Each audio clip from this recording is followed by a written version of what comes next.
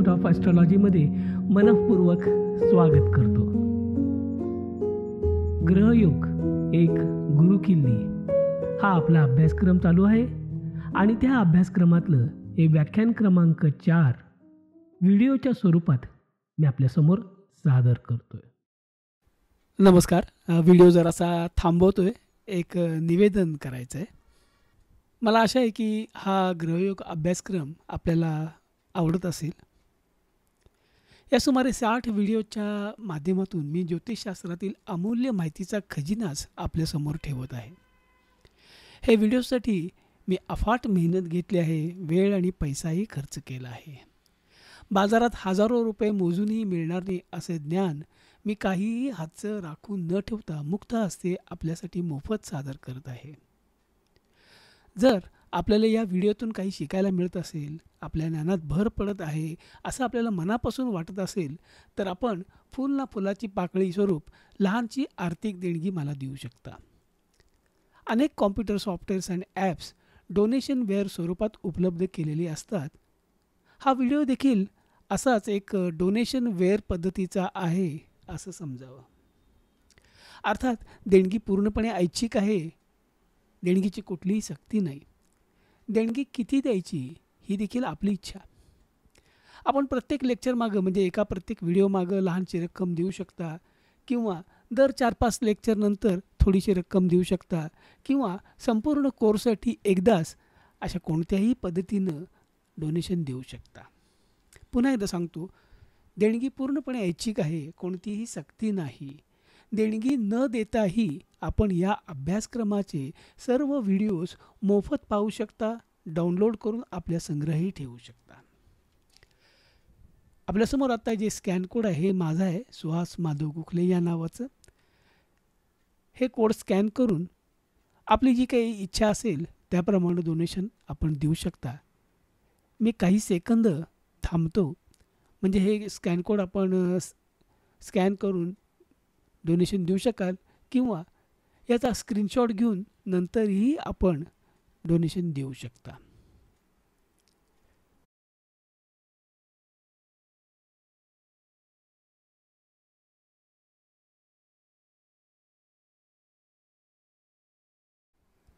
धन्यवाद. आता व्हिडिओ पुन्हा सुरू करतो. ग्रहयोग एक गुरुकिल्ली. ग्रहयोग ही संकल्पना आपण समजून घेत आहोत आणि त्यावेळेला आपण एक महत्त्वाचा मुद्दा विचारात घेतला. तो म्हणजे हे ग्रहयोग म्हणजे आहेत तरी काय? तर आकाशात जे ग्रह फिरत असतात ते आपापल्या कक्षेमध्ये फिरत असतात आणि प्रत्येक ग्रहाची गती ही वेगवेगळी असते आणि अशा वेगवेगळ्या गतीमुळंच 2 ग्रहांमध्ये एक प्रकारचं अंतर किंवा कोन तयार होतो. ही एक प्रकारची भूमितीच आहे, जिओमेट्रिक पॅटर्न आहे. म्हणूनच मी ह्या चॅप्टरचं नाव भूमिती असं ठेवलेलं आहे. त्यामुळं an aspect is the angular relationship between 2 points in the 360 degrees of the zodiac. 360 अंशाचं जे आपलं झोडियाक सर्कल आहे त्यातल्या कुठल्याही 2 पॉईंटमधलं अँग्युलर डिस्टन्स म्हणजे कोनात्मक अंतर, त्याला आपण ॲस्पेक्ट म्हणतो. All the planets in a horoscope are located on the zodiac. झोडियाकच्या बाहेरचं आपण काही विचारात घेत नाही. And the angle between any 2 planets gives in degrees. Angle between any 2 planets given in degrees म्हणजे अंश, कला, विकला किंवा degrees, arc minutes and arc seconds is called an aspect. ही ॲस्पेक्टची अगदी साधी शास्त्रशुद्ध व्याख्या. म्हणून शेजारीच मी तुम्हाला एक 45 अंशाचा कोनही करून दाखवलेला आहे. इथं आणखीन एक बाब मी मागच्या खेपेला तुम्हाला सांगितली ती, की हे कोनात्मक अंतर आहे आणि संबंध वर्तुळ असल्यामुळं 0 पासून 359 एवढे कोन होऊ शकतात. आता 0 म्हणजे नेमकं काय, की 2 ग्रह अगदी एकमेकाच्या डोक्यावर आहेत, त्यांच्यामध्ये कुठलंच अंतर नाही आहे. त्यामुळे इथं कोन कसा तयार होणार? अर्थातच कोन तयारच होत नाही. 0 अंशाचा कोन असूच शकत नाही. ते दोन्ही एकच असतात, एकरूप झालेले असतात. आणि असं जरी असलं तरी आपल्या समजुतीमध्ये आपण त्याला आस्पेक्ट किंवा कोन आहे असंच म्हणतो, म्हणजे 0° कोन आहे असं आपण समजतो. त्यालाच आपण युती म्हणतो किंवा इंग्रजीत त्याला कंजंक्शन म्हणतात. त्यामुळं तांत्रिकदृष्ट्या तो कोन जरी नसला किंवा दृष्टी जरी नसली, तरी आपण सोयीसाठी त्यालाही आस्पेक्ट असं समजतो. म्हणून असं लिहिलं आहे की separation between 2 planets in angular degrees is significant. म्हणजे त्याला काहीतरी महत्त्व आहे आणि म्हणूनच त्याचा आपण अभ्यास करणार आहोत. आणि each angle has got a particular meaning. म्हणजे प्रत्येक अँगल जो 1 डिग्री असेल, 3 डिग्री असेल, 5 डिग्री असेल, 10 डिग्री असेल, जो काही असेल अँगल, त्या प्रत्येक अँगलला काही ना काहीतरी अर्थ आहे असं आपण समजतो, तात्विकदृष्ट्या समजतो. पुढं त्यातलं काय करायचं काय नाही ह्याचा सर आपण अभ्यास करायचा आहे या कोर्समध्ये. त्यामुळं although there is no angular distance or relationship between two planets, they occupy the same degrees on the zodiac. म्हणजे झोडियाकवरती राशीचक्रामध्ये आपल्या एकाच अंशावर 2 ग्रह जेव्हा येतात तेव्हा आपण त्याला युती म्हणतो, कारण त्यांच्यामध्ये 0° अंतर असतं. This condition is still an extremely sensitive. अतिशय संवेदनशील अशी ती स्थिती निर्माण होती. त्याचा आपण खास अभ्यास पण करणार आहोत. आणि is considered as an aspect and has got some special status. एक खास दर्जा दिलेला आहे. याचा थोडासा उल्लेख मी मागच्या व्याख्यानातही केलेला तुम्हाला आठवत असेल. Correct. All aspects are measured by the angle as viewed from the earth. मागच्या स्लाईडमध्ये मी तुम्हाला एक चित्र दाखवलं होतं. त्या चित्रामध्ये 2 रेषा एके ठिकाणी येऊन मिळतात आणि त्या 2 रेषेमध्ये 45° कोन झालेला मी तुम्हाला दाखवलं होतं. म्हणजे याचा अर्थ काय होतं की ते 2 बिंदू आहेत त्याच्यामधला जर आपल्याला कोन मोजायचा असेल तर कुठेतरी एक संदर्भ बिंदू आपल्यापाशी असला पाहिजे, बरोबर. मग इथं आकाशात जी ग्रह फिरत आहेत त्यांच्यामधला जर कोन मोजायचा असेल तर आपल्याला एक संदर्भ बिंदू ठरवला पाहिजे. एक संदर्भ बिंदू निसर्गानंच आपल्याला दिलेला आहे, तो म्हणजे सूर्य, रवी. कारण सगळेच ग्रह सूर्याभोवती फिरतात. परंतु आपण ज्योतिषशास्त्रात पत्रिका मांडतो ती पृथ्वीवर बसून पत्रिका मांडतो. पृथ्वीवरनं आपण हे सगळे ग्रह बघतो, सूर्य देखील बघतो. त्यामुळं पृथ्वी हा मध्य मानतो. म्हणजे आपल्याला हे माहीत आहे की सगळे ग्रह सूर्याभोवती फिरतात. सूर्य हा या संबंध सौर मालिकेचा मध्यबिंदू जमतो. पृथ्वी काही तशी मध्यबिंदू नाही आहे. पण आपल्या जो आपण बघतो, जे आपल्याला डोळ्याला दिसतं की सूर्य पूर्वेला उगवतो, पश्चिमेला मावळतो, म्हणजे सूर्य पृथ्वीपुरती फिरतो असं निदान इल्युजन ज्याला म्हणतात, एक दृष्टीभ्रम का नाही आहे, तो आपण रोज बघतो. म्हणूनच पृथ्वी हा सेंटर घेऊनच आपण सगळी मापं गणितं करत असतो. त्याला आपण जिओसेंट्रिक अशा पद्धतीनं संबोधतो. जिओ म्हणजे पृथ्वी आणि सेंट्रिकमध्ये मध्य. म्हणून हे जे अँगल जे मोजायचे आहेत ना 2 ग्रहामधले, ते पृथ्वी हा केंद्र धरून मोजायचे आहेत. आता समोरच्या जी पत्रिका मी तुम्हाला दाखवली आहे त्याच्यात मंगळ आणि युरेनस म्हणजेच हर्षल या दोन्ही ग्रहांपूर्ण एक लाईन एक्सटेंड केली तांबड्या रंगाची आणि ती पृथ्वीपाशी येऊन बसली आणि मग त्यांच्यात एक कोन तयार झाला. हे तुम्ही बघता. म्हणजे पृथ्वी हा सेंटर धरून कोन करायचा, सूर्य हा धरून करायचा नाही. जरी टेक्निकली सूर्य हा मध्य असला तरी. ठीक आहे, ही कल्पना लक्षात आली. ठीक आहे, आता पुढे बघू. मागच्या व्याख्यानात आपण हेही बघितलं की हे सगळं गोलात आहे, ग्रह फिरत आहेत, त्यांच्यात कोन तयार होतो. पण हे गोलात असल्यामुळं एक समस्या निर्माण होती की हे कोन कशी मोजायचे. आता इथं समोर तुमच्या बघा मंगळ आणि गुरु हे 2 ग्रह आपण बघितले. मंगळाकडनं एक लाईन आपण काढली आणि ती पृथ्वीच्या मध्यावर आणली. तसंच गुरुकडनं एक लाईन आणली, ती पृथ्वीच्या मध्यावर आणली. आता समस्या असलेली की आपण घड्याळाच्या काट्याच्या दिशेने जर गेलो, म्हणजे डावीकडून उजवीकडे गेलो आणि अँगल मोजला तर तो 143 येतो. मंगळाकडनं गुरुकडे गेलो. आता उलटं जर गेलो, घड्याळाच्या काट्याच्या उलट्या दिशेनं मंगळाकडनं सुरुवात केली, घड्याळाच्या काट्याच्या विरुद्ध दिशेनं वर जाऊन परत गुरुला जाऊन भिडलो, तर असा जर अँगल मोजला तर तो 217 येतो. दोघांची बेरीज बघा, ती 360च येणार, ती यायलाच पाहिजे. मग आता हे 2 अँगल इकडनं मोजलं तर 143, तिकडनं मोजलं तर 217. मग कुठला अँगल धरायचा हा प्रश्न पडणं अगदी स्वाभाविक आहे. मग सोयीसाठी आपण जो लहान अँगल तयार होतो तो घ्यायचा. आता इथं लहान अँगल कुठला आहे? 143. त्यामुळे तो घ्यायचा. म्हणजे थोडक्यात 0 ते 180पर्यंत आपण मोजायचे. 180च्या पलीकडे गेला की तो उलट्या बाजूनी मोजला की तो होतो. म्हणून आपण 0 ते 180 ह्याच्यातलेच कोन मोजायचे. आता समजा तुम्ही मोजलंत आणि तो कोन आला 199. याचा अर्थ काय झाला? तो 180 पेक्षा मोठा झाला. मग सोपं गणित आहे. 360 मधनं हे 100 जो काही 99 असेल, 98 असेल, तो वजा करायचा. उरलेला आहे तो तुमचा अँगल तयार झाला. म्हणजे लहान मेजरमेंट घ्यायचं. म्हणून लिहिले always use the shortest distance between the two planets to determine their aspect. Because we are dealing with the circle of the zodiac and no aspect can be more than 180. 180पेक्षा जास्त असू शकत नाही. म्हणजे technically असं मोजलं तर आता बघितलं 217 आहे, पण आपण तो धरायचा नाही आहे between 2 points in a circle.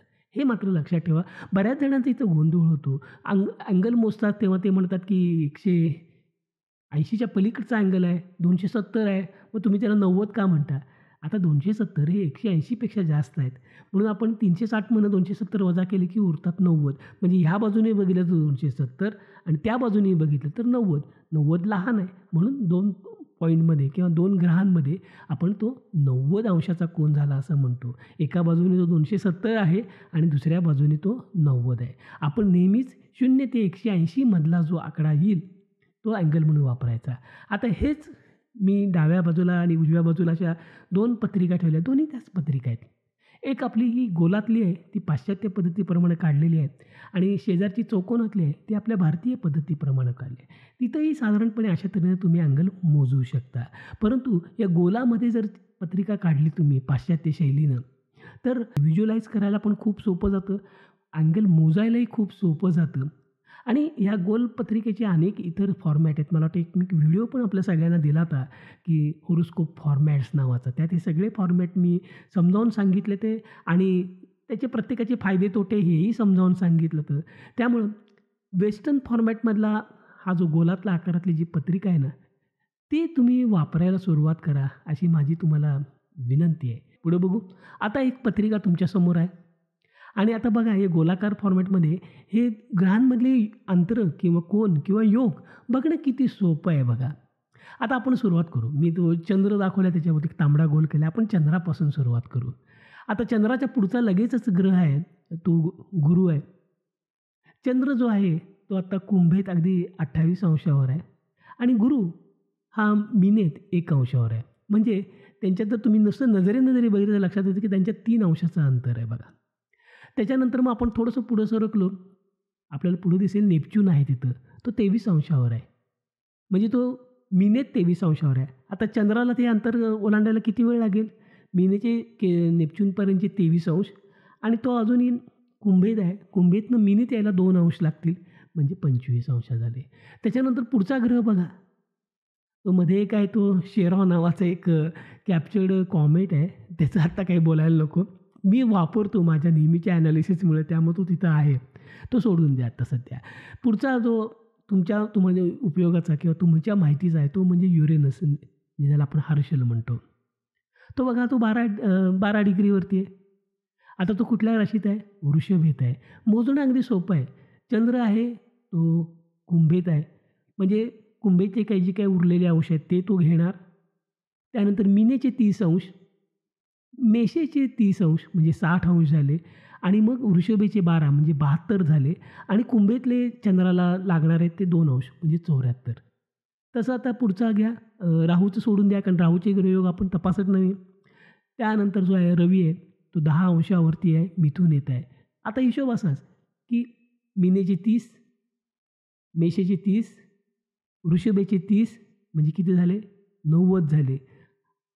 रवी आहे मिथुन येत 10 अंशावर म्हणजे 10 अंश त्यात वाढवले की 100 अंश होतात आणि चंद्राला कुंभेतनं मीनेत जायला 2 अंश पाहिजेत म्हणजे 102 अंशाचा कोन तयार झाला.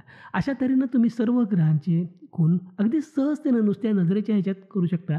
हे चौकोनी फॉर्मॅटमध्ये तुम्हाला करता येणं शक्य असलं तरी खूप कॉम्प्लिकेटेड आहे आणि चुका व्हायची शक्यता असते. आता इथं थोडीशी इकडच्या पोझिशन बघा. जो प्लुटो आहे बरोबर आहे, तो मकरेत आहे बघा. राईट. आता चंद्रापासून मोजायचं तर चंद्र कुंभेत आहे तो मीनेत जाईल. म्हणजे मीनेचे 30 अंश, मेषेचे 30 अंश, वृषभेचे 30 अंश, मिथुनेचे 30 अंश, कर्केचे, सिंहेचे, कन्येचे, तुळेचे, वृश्चिकेचे, धनेचे एवढे सगळे अंश ओलांडून मग आपण प्लुटोपर्यंत येणार आहे. त्यामुळं तसं जर अंतर मोजलं तर ते येतं 328 डिग्री. करून बघा हिशोब, 328 येतात. आणि उलटं मोजलं म्हणजे घड्याळाच्या काट्याच्या दिशेने मोजलं म्हणजे चंद्रापासून खाली यायचं तर ते अंश येतात 32. मग आता 328 घ्यायचे का 32 घ्यायचे? अर्थातच लहान आकडा म्हणून 32. तसंच शनीच्या बाबतीत होतं बघा. शनी अगदी चंद्राच्या जवळ आहे पण चंद्र शनीला ओलांडून पुढं गेलेला आहे. त्यामुळं उलट्या बाजूने मोजलं तर ते अंतर 345 अंश येतं आणि घड्याळाच्या काट्याच्या दिशेनं जर मोजलं तर ते अवघं 15 अंश येतं. त्यामुळे इथं चंद्र आणि शनीमध्ये 15 अंशाचा योग झाला असं आपण म्हणायचं, कारण ती लहान फिगर आहे. एक लक्षात ठेवा. आणि मी मगाशी म्हटलं तसं की तीच पत्रिका जी आत्ता मगाशी तुम्ही बघितलीत गोलात काढलेली, तीच पत्रिका आता तुमच्यासमोर आहे. आपल्या भारतीय पद्धतीनं काढलेली आहे, नॉर्थ डायमंडमध्ये काढलेली आहे. सगळं तेच आहे, अंश तेच आहेत, राशी तीच आहे, सगळं तेच आहे.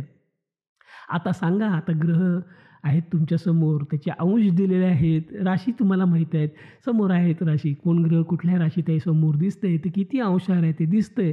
आता मगासारखं एक टेबल करून दाखवा बघू किती वेळ लागतो तुम्हाला. भरपूर वेळ येणार नाही असं म्हणत नाही, भरपूर वेळ लागेल, चुका होऊ शकतात. म्हणून मी आपलं गमतीनं लिहिलं आहे, कोणीतरी आता पटापट असे आस्पेक्ट मोजून दाखवाल का, या टोपीखाली दडलं काय, या मुगटाखाली दडलं काय.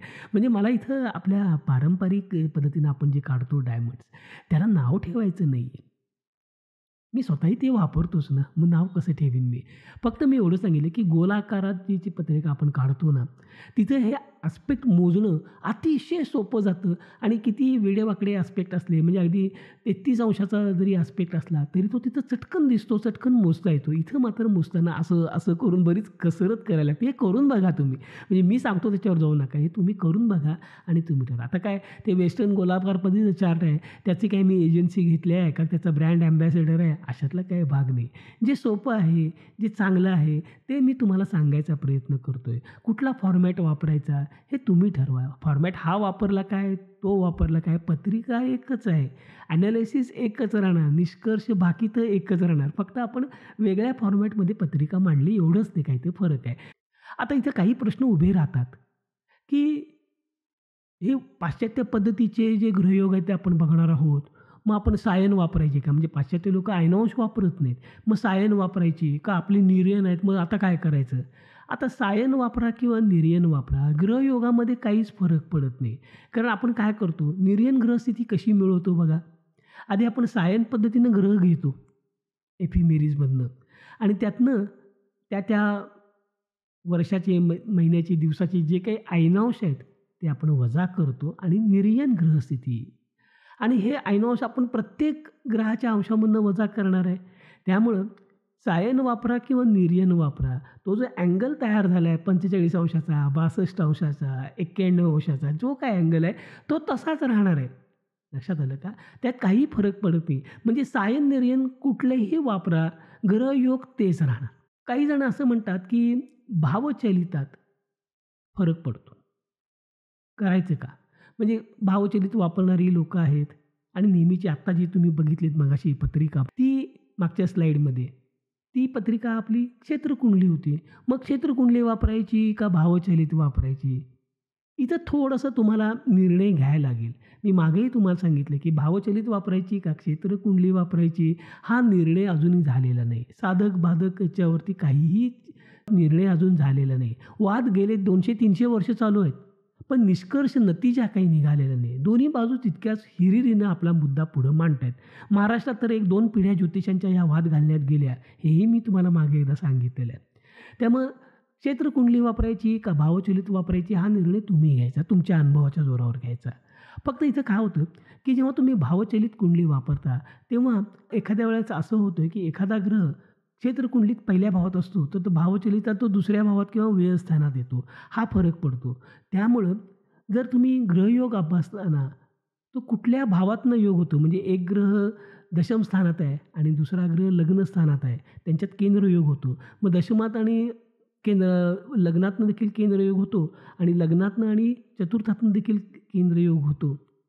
मग भावांचाही जर विचार करायला पाहिजे असेल, तर मग तुम्ही भावचलित वापरलं तर वेगळे भाव मिळतील. क्षेत्रकुंडलीप्रमाणे वेगळे भाव मिळतील. अँगल तोच आहे. फक्त कुठल्या भावातनं होणार ह्याच्यात थोडासा फरक पडणार आहे.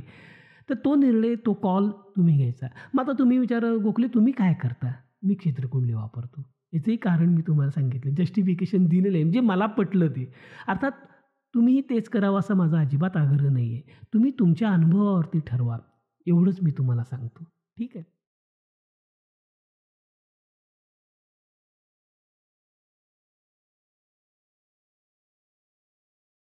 इथे एक तुम्हाला मागच्या वेळेला मी सांगितलं त्याची एक थोडीशी आठवण करत होतो, की एक प्लॅनेटरी प्रोटोकॉल म्हणतात. प्रोटोकॉल म्हणजे काय की रीत असते, की जो जलद गतीचा ग्रह असेल ना, तो मंद गतीच्या ग्रहाशी कोन करतो. म्हणजे आता चंद्र हा जलद गतीचा ग्रह आहे. सगळ्यात जलद तोच आहे. त्यामुळे चंद्र सगळ्यांशी कोन करेल, अँगल करेल. कारण तो एका राशीचक्राचं भ्रमण 27 ते 30 दिवसात करून टाकतो. बाकीच्यांना वेळ लागतो. म्हणजे रवी आहे, बुध आहे, शुक्र आहे, यांना वर्ष लागतं. मंगळाला 1.5 वर्ष लागतं. गुरुला 12 वर्ष लागतात. शनीला 30 वर्ष लागतात. हर्षलला 84 वर्ष लागतात. त्यामुळे ते मंद गतीचे ग्रह आहेत. त्यामुळं चंद्र आहे ना, तो सगळ्या ग्रहांशी योग करून, त्यांना किस करून परत आपल्या मूळ जागेला येईल. तसंच रवीच्या बाबतीत हा बुध आणि शुक्रापेक्षा थोडासा जलद असल्यामुळं रवी चंद्राशी योग करणार आहे. कारण चंद्र रवीशी योग करणार आहे. त्यामुळे असं उलटं होणार नाही. पण रवी त्याच्यापेक्षा मंदगतीचे जे ग्रह आहेत त्यांच्या सगळ्यांची योग करेल. म्हणजे बुधापासून सुरुवात करत तो नेपच्यूनपर्यंत जाईल. ह्या क्रमानं केव्हाही जलद गतीचा ग्रह पुढच्या मंदगतीच्या ग्रहांबरोबर योग करतो, हे लक्षात ठेवा. उलटं होणार नाही. त्यामुळं तुम्ही जर इथं बघितलं तर हे तुमच्या समोर आहे. चंद्र आहे तो सगळ्यांची योग करणार आहे. कारण तो सगळ्यात जलद गतीचा आहे. त्यामुळे रवीशी करेल, बुधाशी करेल, शुक्राशी करेल, मंगळाशी करेल, गुरुशी करेल, शनीशी करेल, हर्षलशी करेल आणि नेपच्यूनशी पण करेल. मग रवीची केसमध्ये रवी चंद्राशी योग करू शकत नाही. कारण चंद्र रवीपेक्षा फास्ट आहे. त्यामुळं रवी चंद्र सोडून बाकी सगळ्यांशी योग करतो. बघा तुमच्या समोर आहे. म्हणजे तो बुधाशी, शुक्राशी करत करत नेपच्यूनपर्यंत जाऊन भिडेल. त्यानंतर बुधाच्या बाबतीत रवी आणि चंद्राशी त्याचे योग आधी झालेले असतात. म्हणजे ती दोघं बुधाशी करतात. बुध काही त्यांच्याशी योग करत नाही. पण बुध त्याच्या पुढच्या ग्रहांचे म्हणजे शुक्र आहे, मंगळ आहे, गुरु आहे, शनी आहे, असं करत नेपच्यूनपर्यंत जाईल. तसंच शुक्राच्या बाबतीत तो मंगळ, गुरु, शनी, युरेनस आणि नेपच्यून करेल. गुरुच्या बाबतीत काय होईल? गुरुच्यापेक्षाही मंदगतीचे कोण आहेत? अर्थातच शनी, युरेनस आणि नेपच्यून. शनीपेक्षा मंदगतीचं कोण आहे? युरेनस आणि नेपच्यून. आणि युरेनसपेक्षा मंदगतीचं कोण आहे? अर्थातच नेपच्यून. कदाचित तुम्ही प्लुटो जर वापरला तर नेपच्यून प्लुटोशी योग करेल आणि प्लुटो तो सगळ्याच मंदगती. त्यामुळे प्रत्येक ग्रह फार चंद्रापासून ते नेपच्यूनपर्यंतचे सगळे ग्रह येऊन काय हॅलो करून प्लुटोला टप्पल मारून निघून जातील. प्लुटो काही कोणाशी योग करायला जाणार नाही. सगळे त्याच्याशी येऊन योग करतात. हे लक्षात ठेवा. ही एक महत्त्वाची कन्सेप्ट आहे, ही लक्षात ठेवा. आता हे पण बघितलं आपण की हे 360 अंशाचं झोडियाक आहे. त्यामुळं तांत्रिकदृष्ट्या 2 ग्रहामध्ये शून्यापासून ते 259 म्हणजे 360 कोन पॉसिबल जरी असले, शक्य जरी असले, तरी आपण 0 ते 180 एवढाच विचार करणार आहे. त्यामुळं 0 ते 180 म्हणजेच 181 कोन कुठल्याही 2 ग्रहांमध्ये होऊ शकतात. आणि आपल्याकडं ग्रहांच्या एकंदर 36 जोड्या होऊ शकतात. म्हणजे चंद्र रवी, चंद्र बुध असं करत गेलात तर तो भागही आपण मागच्या व्याख्यानात बघितला. म्हणजे 36 जोड्या आणि प्रत्येक जोडीमध्ये होणाऱ्या 181 कोन म्हणजे हा गुणाकार केला तर 6516 इतक्या स्थिती शक्य आहेत. आता 2 ग्रहामध्ये कुठला ना कुठला तरी कोन होतोच, होणारच आहे. सातत्यानं बदलत राहणारा कोन आहे तो. आणि अशा प्रत्येक कोनातनं काहीतरी अर्थ निघू शकतो. हे इन प्रिन्सिपल म्हणजे तत्वतः आपण मान्य करू. काहीतरी आहे त्याच्यात, त्याचा आपल्यावरती परिणामही होतो. परंतु इतकी सगळी कॉम्बिनेशन तपासायची अत्यंत अवघड आहे. 6516 इतकी सगळी कॉम्बिनेशन तपासणं अत्यंत अवघड आहे. 6516 कॉम्बिनेशन आहेत. असं प्रत्येक कॉम्बिनेशन असलेल्या काही हजार पत्रिका तुम्हाला गोळा करायला लागतील आणि त्याचं ॲनालिसिस करून मग चंद्र आणि रवीमध्ये 1 अंशाचं अंतर असेल तर काय होईल? चंद्र आणि रवीमध्ये 2 अंशाचं अंतर असेल तर काय होईल? चंद्र आणि रवीमध्ये 168 अंशाचं अंतर असेल तर काय होईल? चंद्र आणि रवीमध्ये 171 अंशाचं अंतर असेल तर काय होईल? अशा तऱ्हेनं ते करायला पाहिजे. हे अवाढव्य काम आहे. हे मानवी कृतीच्या बाहेरचं आहे. त्यामुळं ही गरज लक्षात आली, की प्रत्येक कोनामध्ये काही ना काहीतरी अर्थ दडलेला आहे. पण हे सगळं याचा साकल्यानं अभ्यास करून निष्कर्ष काढणं आणि प्रत्येक कोनासाठी काहीतरी भाकीत तयार करणं, हे अशक्य कोटीतली गोष्ट आहे. त्यामुळं मग ही 6516 ही जी काही अवाढव्य संख्या आली, ती कुठेतरी लहान, आटोपशीर करावी, हा एक गरज म्हणा किंवा विचार सगळ्यांच्या पुढे आला. त्यामुळे हे असे लाखो पत्रिकांचा अभ्यास करून असे परिणाम करून निवडणं देखील अशक्य आहे. त्यामुळे असं लक्षात आलं, की जरी इतके 2 ग्रहामध्ये 181 पॉसिबिलिटीज आहेत, शक्यता असल्या, तरी काही यांचाच परिणाम पत्रिकेतनं दिसतो. म्हणजे रवी आणि गुरु यांच्यामध्ये एक ठराविक अँगल असेल तर ठसठशीत फळं मिळत आहेत जातकाला आणि दुसरा कुठला असेल तर ती मिळत नाही आहेत किंवा दिसत नाही आहेत किंवा अशी जाणवण्यासारखी नाहीत असं आपण म्हणू. त्यामुळं कशा तऱ्हेनं आपल्याला फक्त नेमके असे अँगल निवडता येतील, की जे परिणामकारक आहेत. सगळेच्या सगळे 0 ते 181 मधले सगळेच कोन परिणाम करत नाहीत, हेही लक्षात आलेलं आहे. काही मोजकेच करतात. पण आता हे ठरवायचं कसं? काही मोजकेच हे कसं ठरवायचं? मग आता एक्सपेरिमेंट करणं अशक्य आहे. पत्रिका जमवून अभ्यास करून निष्कर्ष काढणं अशक्य आहे, हेही आपण बघितलं. मग त्यावेळेला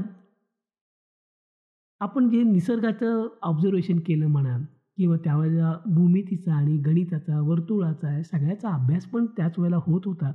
त्यातनं एक लक्षात आलं, की जी आपली नंबर सिस्टीम आहे, त्यात जे आपण नंबर वापरतो 1, 2, 3 या नंबरचा निसर्गाशी पण संबंध आहे आणि आपल्या मानवी जीवनाशी संबंध आहे.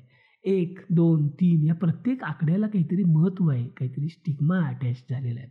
हे त्यावेळेला लक्षात आलं तर. मग सरळ-सरळ विचार केला, की ह्याचा वापर इथं का करू नये? जर निसर्गात त्याचा परिणाम दिसतोय, व्यक्तिगत आयुष्यात या नंबरचा काहीतरी परिणाम दिसतोय, तर मग ह्या आकाशातल्या ग्रहयोगांच्या वरती ते जर आपण बेतलं, तर नक्की आपलं काम खूप सोपं होईल. त्यामुळं हे 6516 ची जी आवाढव्य यादी आहे, ती लहान करायसाठी ह्या भूमितीचा आणि या नंबरचा 1 ते 12, 1 ते 15 काय असेल तो, त्याचा वापर करायचं ठरवलं आणि त्याचा वापर केला आणि ही यादी लहान केली. म्हणून मी तर म्हटलं, की इस दिल के तुकडे हजारो है. म्हणजे काय? दिल म्हणजे आपलं ही सबंध जोडी आहे. तर त्याचे तुकडे केल्यानंतर काय होईल? असा एक काहीतरी विचार आला. 1000 नसले तरी काही मोजके तुकडे करून त्याच्यातले अँगल हे परिणामकारक ठरतात, असा एक अंदाज बांधला आणि तो बरोबर पण आला नंतरच्या काळात. म्हणजे पहिला तुकडा म्हटलं ना, तर तुकडा करायचाच नाही. म्हणजे अख्खच्या अख्खं सगळं वापरायचं. म्हणजे 360 पूर्ण राशीचक्र भागिले 1 म्हणजे 360 म्हणजे 0. 360 डिग्री म्हणजे 0 डिग्री. हा एक कोन तयार झाला. म्हणून मग त्याला 0 अंशाचा कोन. म्हणून त्याला आपण कंजंक्शन म्हणतात किंवा मराठीत त्याला युती म्हणतो. एक महत्त्वाचा कोन निर्माण झाला. आता एक मिळाला बघा, की याचे रिझल्ट्स मिळणार आहेत, गॅरंटेड मिळणार आहेत, नेहमीच मिळणार आहेत, सातत्याने मिळणार आहेत. सगळ्याच पत्रिकेत जिथं-जिथं 2 ग्रहांच्यामध्ये युती आहे, त्या युतीची काही ठराविक फळं असतात, ती त्या व्यक्तीला मिळतातच. तसंच मग 360ला 2 न भागलं तर काय होईल? 180 होतात. त्याला अपोझिशन म्हणजे एकमेकाच्या विरुद्ध आहेत. समोरच्या चित्रात तुम्हाला दिसतंय आडवी रेषा आहे, एकमेकाच्या समोर विरुद्ध आहेत. त्याला आपल्या मराठीत प्रतियोग म्हणतात. म्हणजे हा एक 180 अंशाचा योग आहे. हाही तितकाच महत्त्वाचा आहे असं लक्षात आलं. मग त्यानंतर आणखीन डिव्हाईड करायला हरकत नाही ना. 2 न केलं, मग 3 न करून बघू. मग 360 भागिले 3 केलं. आता मिळाले 120. हा देखील महत्त्वाचा योग आहे लक्षात आलं. म्हणजे भागत गेल्यानंतर आपल्याला जे काही अँगल मिळतात ते सगळे महत्त्वाचे असणार असं आधीच ठरवून ठेवलं आणि ते नंतर पडताळा पण आला. हे आपलं पिरियॉडिक टेबल जे केमिस्ट्रीमध्ये वापरलं जातं, तिथंही असेच आडाखे बांधून पुढची मूलद्रव्ये कुठली असतील याचे अंदाज केले गेले आणि ती मूलद्रव्ये त्यावेळेला ती सापडलेली नव्हती, त्याचा शोध लागला नव्हता. नंतर शोध लागला आणि जो अंदाज केला तर तो बरोबर ठरला होता. त्यावेळेला त्यांनी असं की ह्याच्या पुढच्या आवर्त सारणीमध्ये तो पुढचा आहे, त्यामुळे हेच घटक असतील, पण ह्याच्यात हा फरक असेल, त्याचा रंग वेगळा असेल, पण हे बाकी सगळे गुणधर्म एकच असेल. क्लोरीन, ब्रोमीन, आयोडीन वगैरे आपण बघत गेलो तसं त्यावेळेला जे काही लॉजिक वापरलं साधारण असंच लॉजिक इथं वापरलं आहे आणि ते यशस्वी ठरलेलं आहे. हेही तुमच्या समोर आहेच आहे. मग 4 न भागलं तर काय होईल? 90, 90, 90चे 4 तुकडे झाले. म्हणजे 90 अंश देखील महत्त्वाचा ठरणार आहे, हे लक्षात आलं. मग 5 न भागलं तर अर्थातच त्याचाही उपयोग होतोय. तोही अँगल महत्त्वाचा आहे. म्हणजे 72 अंश हा देखील महत्त्वाचा मानला गेला. 6 न भागलं तर 60-60 अंशाचे तुकडे होणार आहेत. तुमच्या समोर आहेत, आता दिसतायत. त्यामुळे 60 अंशाचा ज्याला आपण लाभयोग म्हणतो. आधीचा जो 5 न भागला होता तो 72चा आहे. त्याला क्विंटाईल म्हणतात. हे लक्षात आलं. त्याच्या आधीचा जो आपण 360/4 बघितलं त्याला स्क्वेअर योग म्हणतो. हेही तुमच्या लक्षात आहे. आता 7 काही भाग जात नाही, कारण पूर्ण भाग जात नाही 360ला. त्यामुळे 7चा वापर जवळजवळ नाहीच म्हणलं जाईल. पण काही ठिकाणी त्याचा वापर केला. पुढच्या स्लाईडमध्ये मी त्याचा उल्लेख केला आहे, तुम्हाला दाखवीन ते. मग त्यानंतर एकदम 8 जो 360ला भागता येईल असे 45 अंशाचे तुकडे मिळाले बघा. त्याला आपण सेमी स्क्वेअर किंवा अर्ध केंद्रयोग म्हणतो. केंद्रयोग म्हणजे 90 अंश, त्याचं निम्म 45 अंश, म्हणून त्याला अर्ध केंद्रयोग म्हणतात. मग 9 न भागलं तर काय होईल? येस, भाग जातो. 40-40 अंशाचे तुकडे झाले, म्हणजे 40 अंश देखील महत्त्वाचं आहे. त्याला नोवाईल म्हणतात. आणि आपल्याकडं जी नवमांश कुंडली म्हणजे प्रस्थ आहे मोठ्याच्या मोठं, नवमांश कुंडली करत सगळे नाचत असतात, तीही तिथेही 40 अंशाचंच आहे. म्हणजे नवमांश कुंडली काही वेगळी नाही. आपण 40 अंशाचे आस्पेक्ट तिथं मोजत असतो. लक्षात आलं का? ती काही वेगळं काही खास परग्रहावरनं आलं आहे बरं असं जे आणतात ना लोकं, नवमांश म्हणजे क्या, असं काही नाही आहे. 40 अंशाचे कोन फक्त मोजायची एक वेगळी पद्धत आहे. पत्रिका काढायची एक वेगळी पद्धत आहे, एवढंच त्याच्यातलं आहे. मूळ पत्रिकेवरूनच ती तयार केली जाते. नवमांश म्हणून एक वेगळी पत्रिका दाखवत असली तरी मूळ जन्मकुंडलीचीच एक सुधारित आवृत्ती आहे किंवा एक वेगळ्या पद्धतीने ॲब्स्ट्रॅक्शन ज्याला आम्ही सॉफ्टवेअरमध्ये म्हणतो तसं ते आहे, एवढंच आहे. नवमांशावर मी आता बोलत नाही, कारण तो एक वेगळा विषय होऊ शकतो. पुढं 360/10 केलं तर काय होईल? 36 अंशाचा कोन मिळतो. आपण 72 अंशाचा कोन बघितला, त्याच्या निम्मा डेसाईल म्हणतात. त्याच्यानंतर मग 11 काही भाग जात नाही. मग एकदम 12 भागलं तर काय होईल? 360/12 30 अंशाचा कोन तयार झाला. हाही महत्त्वाचा ठरतो असं लक्षात आलं. आणि हा आपण जो 60 अंशाचा कोन बघितला त्याला लाभयोग म्हणतो किंवा सेक्स्टाईल हा इंग्रजी शब्द आहे. त्याचा अर्धा म्हणून त्याला सेमाय सेक्स्टाईल किंवा अर्ध लाभयोग म्हटलं जातं. ठीक आहे. म्हणजे अशी आपल्याला काही मोजके कोन मिळाले बघा. 0 मिळाला, 30 मिळाला, 45 मिळाला, 60 मिळाला, 90 मिळाला, बरोबर, 120 मिळाला, 180 मिळाला. आणि काही लक्षात आलं की 90च्या इक्वल डिस्टन्स अलीकडे आणि पलीकडे गेलं, म्हणजे 90मध्ये मागं आलो तर 45 आणि पुढं गेलं तर 135. म्हणजे 90 अधिक 45 135, 90 - 45 म्हणजे 45. हे पण महत्त्वाचे ठरतील. 45 घेतला म्हणून त्याची मिरर इमेज म्हणून 135 पण घेतला, राईट. त्यानंतर त्याला सेस्विक क्वाड्रेट असं काहीतरी विचित्र नाव आहे. त्यानंतर 30च्या पटीतले बघितले, 30 बघितला, 60 बघितला, 90 बघितला, 120 बघितला, 180 पण बघतोय. मग मधलं 150नं काय घोडं मारले म्हणून 150 पण घेतला. त्याला इनकंजंट म्हणतात आणि आपल्याकडे त्याला षडाष्टक म्हणतात. मग मी मगाशी उल्लेख केला की 7नं पण भागल्याचा प्रयत्न केला. तो पूर्ण भाग जात नाही, पण 51 अंश 25 आर्क मिनिट्स आणि 43 आर्क सेकंद असं काहीतरी ते तयार होतं. त्याला सेप्टाईल म्हणतात. मग 72चं जे बघितलं त्याची दुप्पट करून अर्थात 144 मिळतात तुम्हाला, म्हणून त्याला बाय क्विंटाईल असं म्हणतात. हे फारसं कोणी वापरत नाही, म्हणून मी त्याची वेगळी यादी केली तुमच्यात. आणि 108चा पण केला आहे, म्हणजे 36 अंशाचा जो आपण बघितला त्याची तिप्पट करून. हे सगळं गणिताचाच भाग आहे ना पुढचा सगळा. 108 आता तुम्हाला बरं वाटलं असेल ना, 108 आला आपला, 108 आला लकी नंबर बरं वाटलं असेल, ठीक आहे. आता हे सगळ्या जे काही आस्पेक्ट आपण ज्या गणिताच्या सहाय्यानं, भूमितीच्या सहाय्यानं आपण हे ठरलं की हे नंबर म्हणजे हे अँगल निश्चित फलदायी ठरणार, त्याची एक यादी केली. आता एवढ्या लाखो पत्रिका बघून अभ्यास करायची गरज नाही.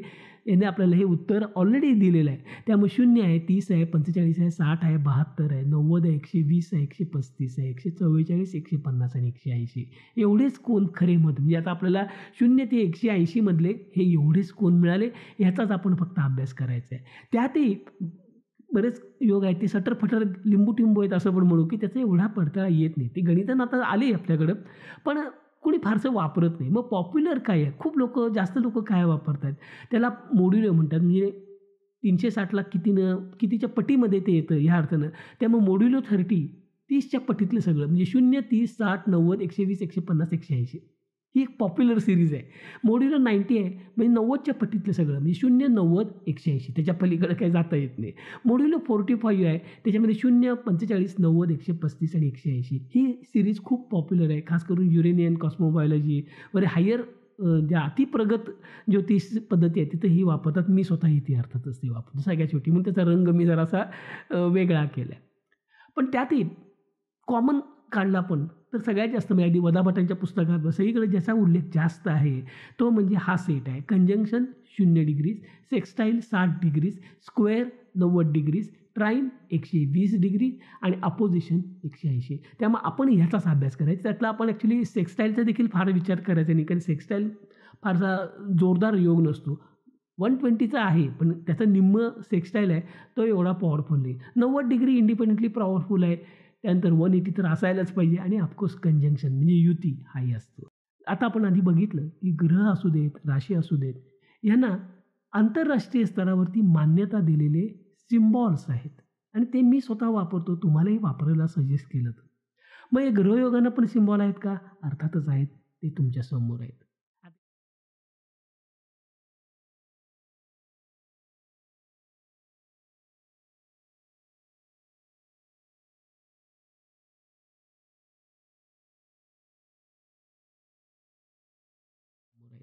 आता हे सिम्बॉल असेच का बरे ह्याची उत्तरं आहेत पण ते आता इथं देत बसत नाही. आपल्याला काय फार त्याच्यात नाही.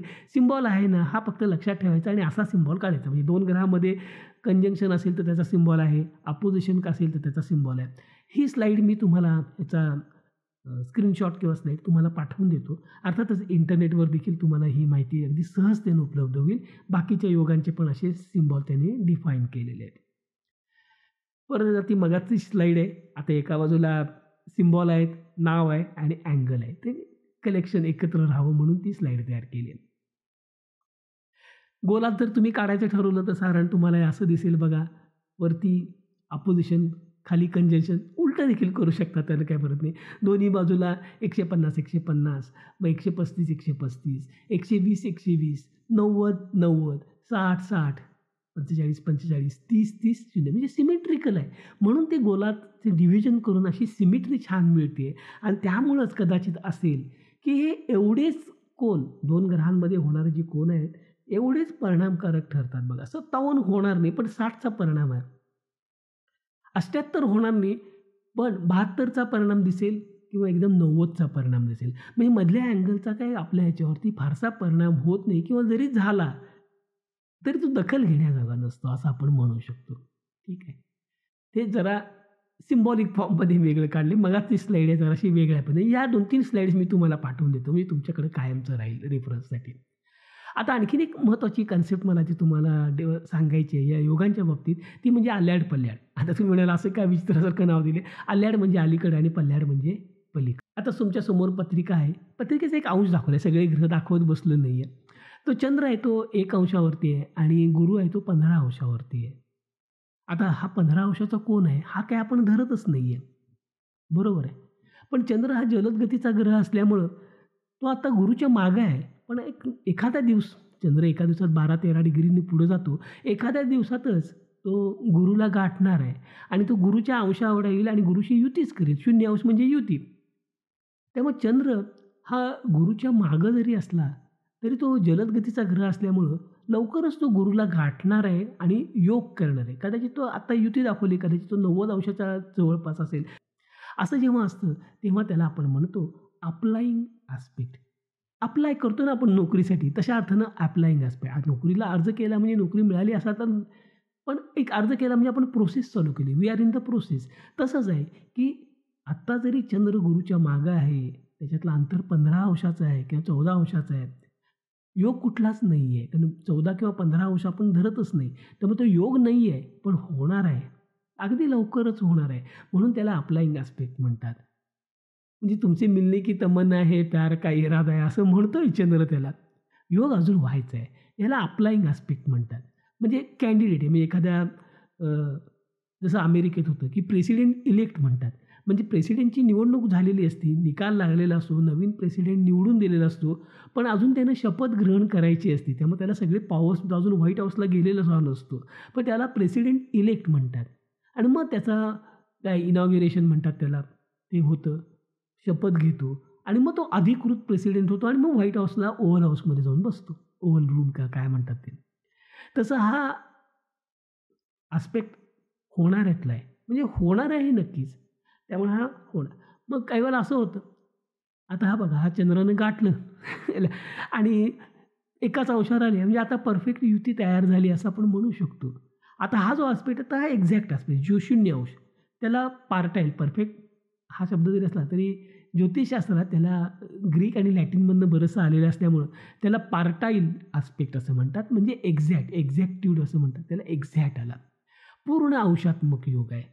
तुम मिले दिल खिले और जीने को क्या चाहिए. आता चंद्र असा म्हणायला लागला. मगाशी म्हणत होता तुझे मिलने की तमन्ना है. ठीक आहे. आता तिसरी कंडिशन येऊ शकते की हाच चंद्र, आता तिसरी कंडिशन की हाच चंद्र गुरुला आता ओलांडून पुढे गेला. म्हणजे आधी तो गुरुच्या मागं होता. त्यानं अंतर झपाट्यानं काटलं, गुरुच्या अंशावरती चला आणि मग तसाच पुढे गेला. गुरु स्लो आहे, पण चंद्र खूप फास्ट आहे. त्यामुळे गुरुनी फारसं हालचाल केली नाही. पण चंद्र मात्र गुरुला ओलांडून पुढं गेला आणि अजूनही तो पुढं आहे आणि थोडंसं अंतर आहे आता. मग त्याला आपण म्हणतो की हा सेपरेटिंग आस्पेक्ट आहे. सेपरेटिंग म्हणजे काय?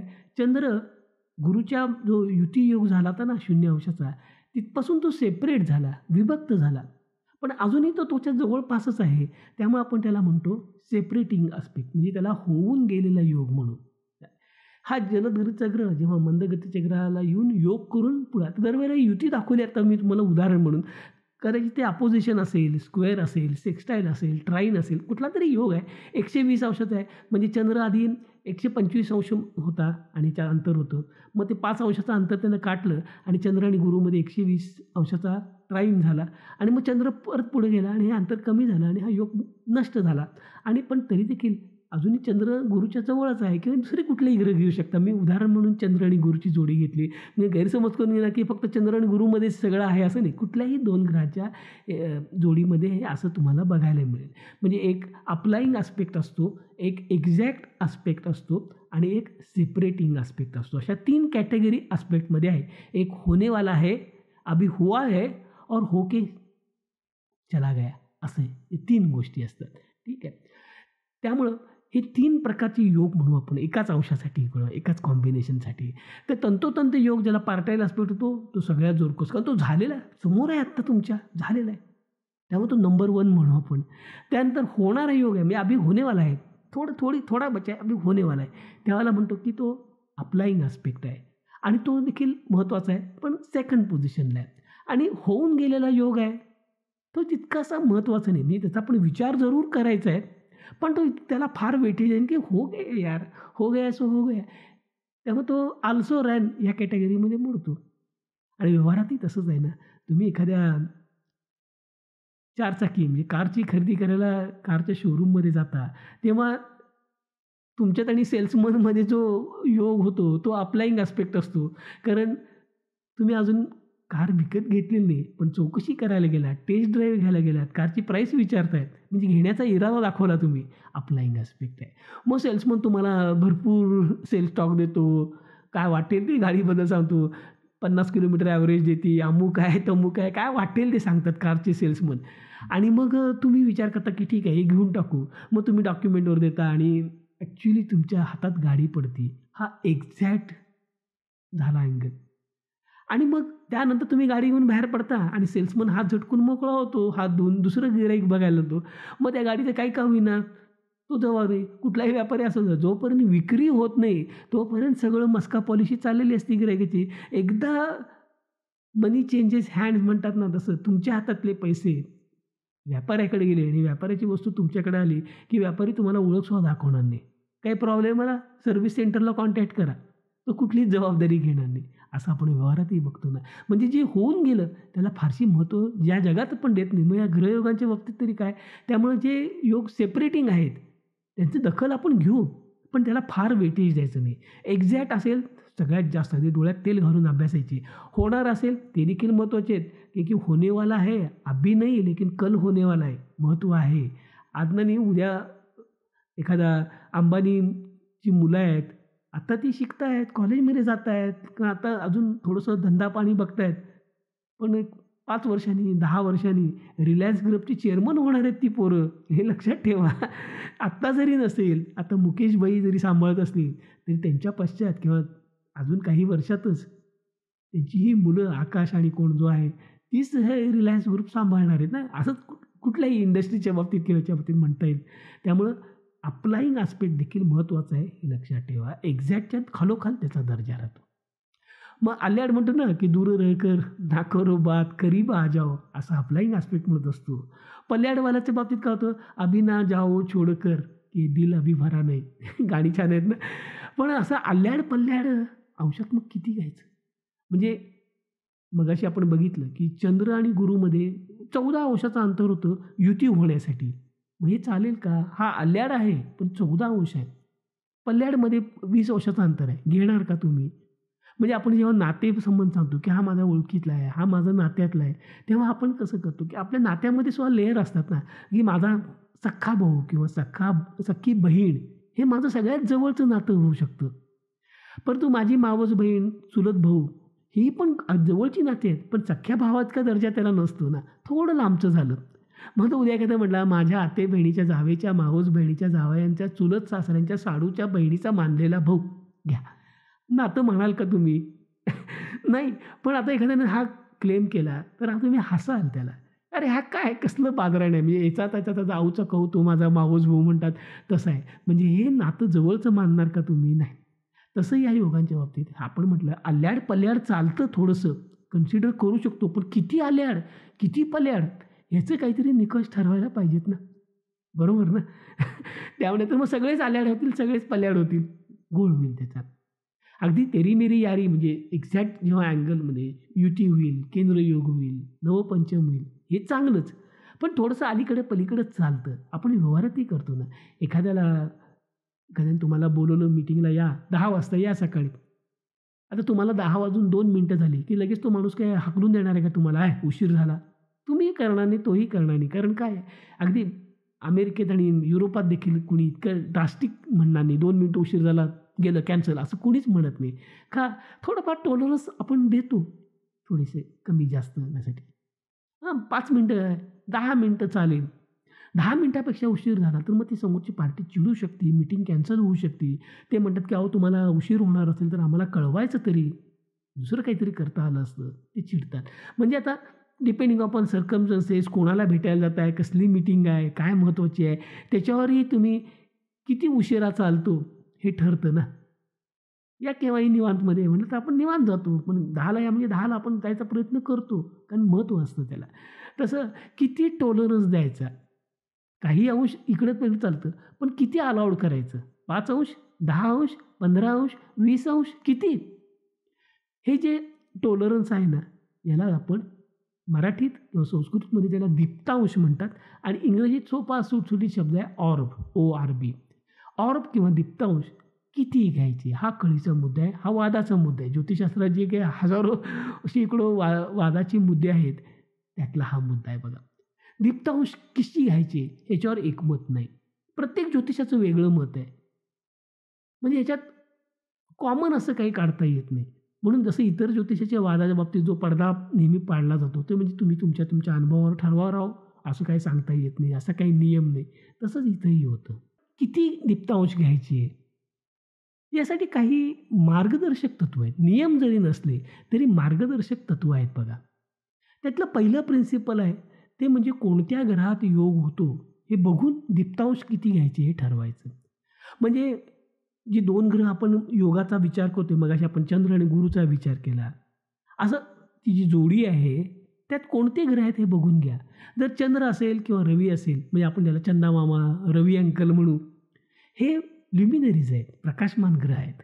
यांच्याकडनं आपल्याला प्रकाश मिळतो आणि आपल्या जवळची पण आहेत. हे चंद्र तर जवळचे आहे, सूर्य नसेल कदाचित, पण चंद्र जवळचा आहे. पण सूर्याला पण आपण जवळचाच मानतो, कारण तो दिसतो मोठा. त्यामुळं ही आपली माणसं म्हणतो आपण, पर्सनल प्लॅनेट्स म्हणतो. त्यामुळे एखाद्या या जोडीमधला ग्रह चंद्र किंवा सूर्य असेल तर त्याला थोडंसं मोठा दीप्तांश द्या तुम्ही. 8 अंशाचा, 10 अंशाचा सुद्धा देऊ शकता असं.